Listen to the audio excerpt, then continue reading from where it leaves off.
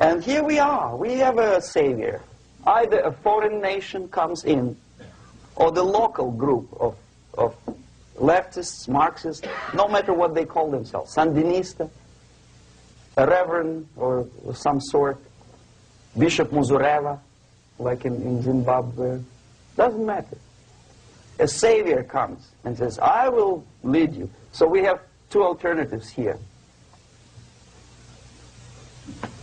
Civil war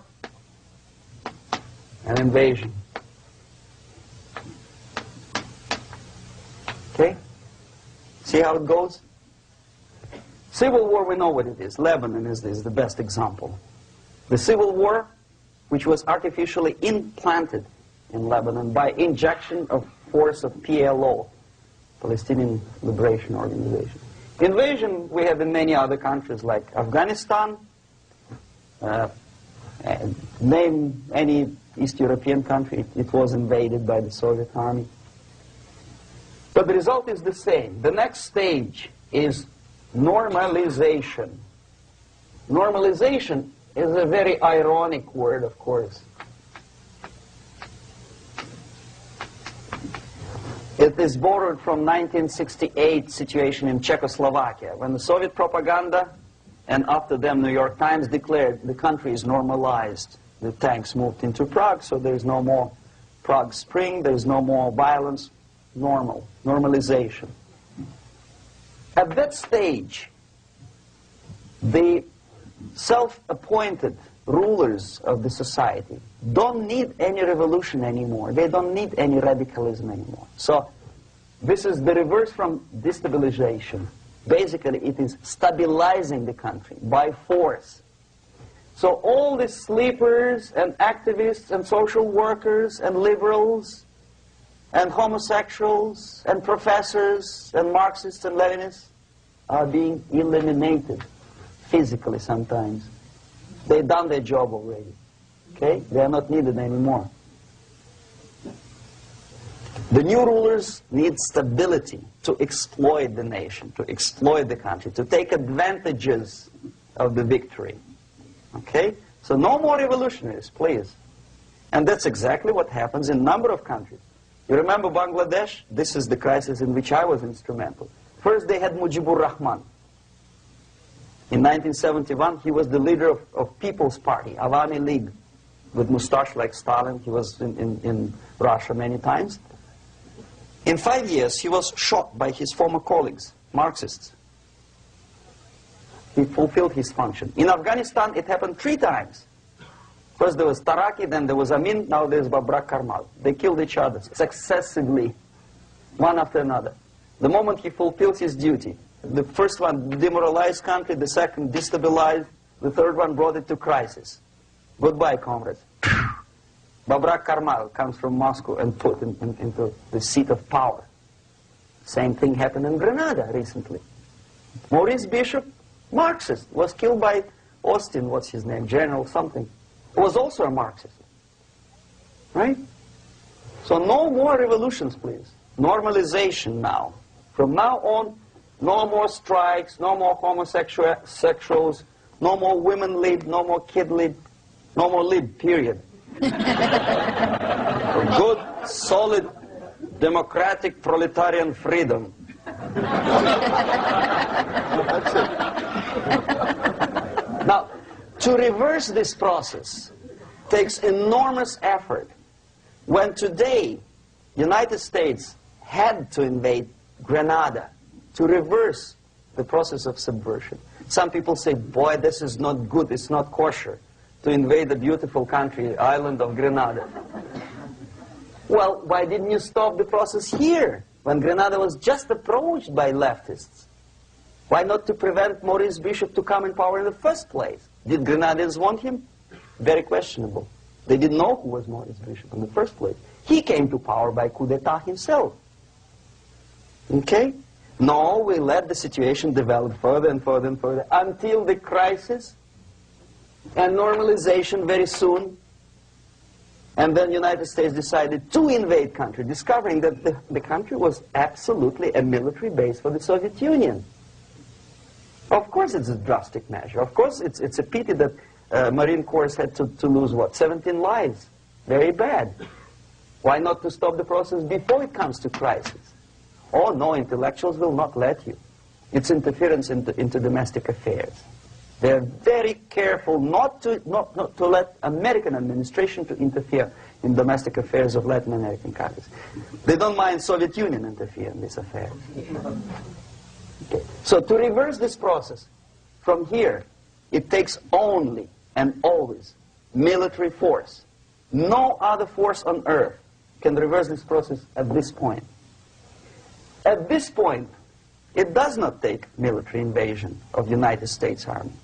It takes strong action, like in Chile, a CIA covert involvement to prevent the savior from outside to come into power and to stabilize country before it erupts into civil war. Country before it erupts into civil war. Okay? Support the right-wing conservative forces. By money, by crooks or love, doesn't matter. Stabilize the country. Don't let the crisis develop into civil war or invasion. Oh no, your liberals will say it's against the law. The Congress will not appropriate money for covert actions of CIA. Why not? Should we wait till the normalization come and Soviet tanks land in Los Angeles airport? Now, at that point, at the point of destabilization, also the process could be reversed. Again, easily than this. No CIA involvement at this point. You know what it takes here? Restriction of some liberties for small groups which are self-declared enemies of the society. As simple as that. Oh no, the media and liberals will tell you this is against the American Constitution. How can we,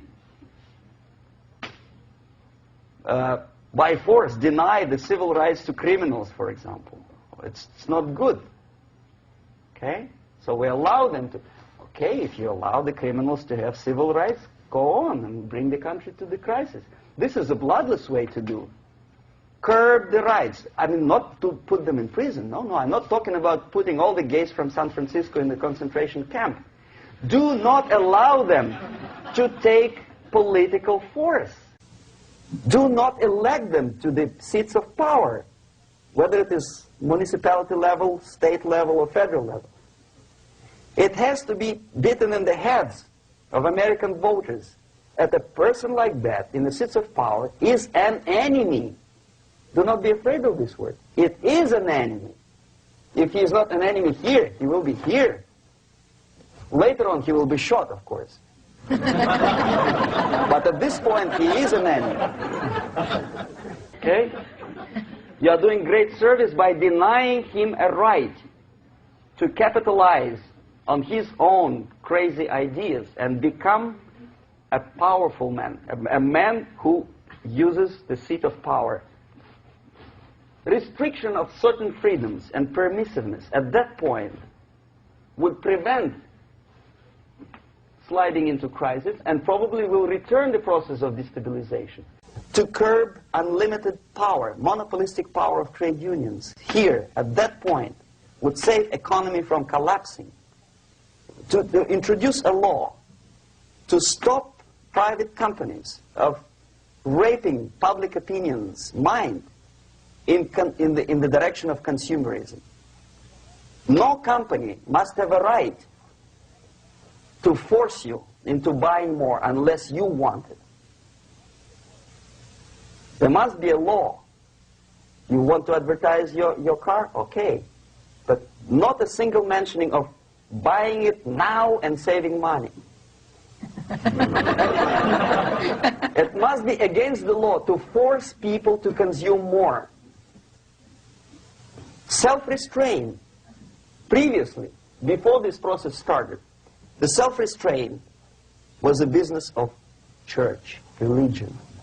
Because our preachers, the fathers of church, would tell us, material values are good, but it's not the prime function of human being.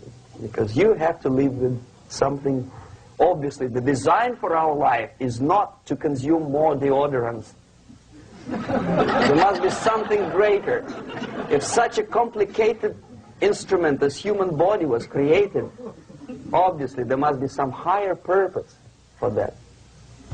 And it's very easy to avoid destabilization by denying the greedy companies one little freedom, one little liberty, forcing you into turning yourself into processors of unwanted products and goods. They turn you into machines, like the worm who there's inlet and outlet. So, and how long an average appliance lasts these days? Less than a year. Why? Where's workmanship? Well, we want you to buy more. Okay. Destabilization process could be easily overcome if, as I say, the society, by its own will or after persuasion by the leaders, will come to the idea of self-restraint. It's so hard we want to consume more, but you have to. Unless you will come to this stage, when, as we say in Russia, if Sahara Desert ever becomes a communist state, there will be shortage of sand. So you have to curb your... you have to curb your expectations at this point before it's too late. But no, we don't want to do it. Demoralization process. Again, it's the easiest thing to reverse. First of all, by restricting import of propaganda. The easiest thing to do. Unlimited, unrestrained import of Soviet literature, Soviet journalists, giving Soviet propaganda and ideological agitators equal time on American TV networks. It has to be stopped. And it's easier. They won't be offended, mind you. As a matter of fact, they will respect America more. But when my former colleague Vladimir Posner appears on Nightline, and Ted Koppel asks him, well, Vladimir, what do you think about this? And what can he think?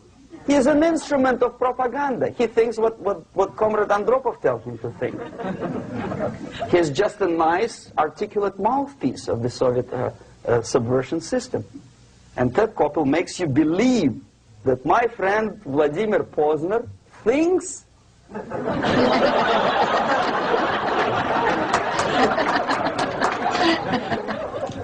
the process of demoralization may not have started at all if at that point the country, which is a recipient of subversion, actively, not violently, but actively, prevents importation of foreign ideology. I don't want America to follow the pattern of ancient Japan. You don't have to shoot every foreigner when it approaches the sacred borders of the United States. But when he offers you a junk in the disguise of very shiny something, you have to tell him, no, we have our own junk.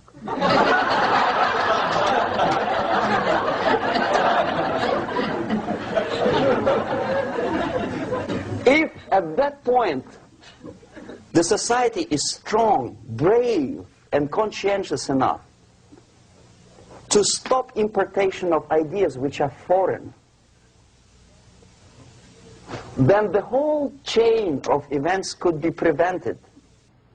Recently I've been to the Philippines, and I was shocked how in big cities like Manila, children listen to deafening music. A melodious nation with long traditions of good, nice ethnic music, introduced by Spanish long time ago, maybe